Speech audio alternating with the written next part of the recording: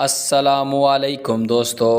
Cricket کے حوالے سے ایک خبر سے آپ کو آگاہ کرتے ہیں کہ بابر اعظم کی اپنے کھلاڑیوں سے گفتگو سوشل میڈیا پر وائرل ہو گئی ہے۔ بابر اعظم اپنے ساتھی کھلاڑیوں کا مورال بلند کرنے کی کوشش کر رہے تھے اور کہہ رہے تھے کہ ہم نے پہلے بھی ڈو اینڈ ڈائی میچز میں کر کے دکھایا ہے، ہم اگلے 4 میچز جیتیں گے اور انشاءاللہ سیمی فائنل کھیلیں گے۔ بابر اعظم نے بتایا کہ ہم نیچے سے اوپر اٹھیں گے اور انشاءاللہ سیدھا ٹاپ پر جائیں گے، اور جب ہماری ٹیم نیچے سے اٹھتی ہے تو سیدھا ٹاپ پر جاتی ہے۔ ہمیں ایک دوسرے کا ساتھ دینا ہے، ہم پہلے بھی ایسی سچویشن میں کم بیک کر چکے ہیں۔ آپ کو بتاتے چلیں کہ ساؤتھ افریقہ کے خلاف میچ میں اسامہ میر کو ریسٹ دی جا رہی ہے اور ان کی جگہ واپس محمد نواز کو ٹیم میں شامل کیا جا رہا ہے، اور اس کے علاوہ امام الحق کی جگہ فخر زمان کو پاکستانی ٹیم کا حصہ بنایا جا سکتا ہے۔ فخر زمان کی نی انجری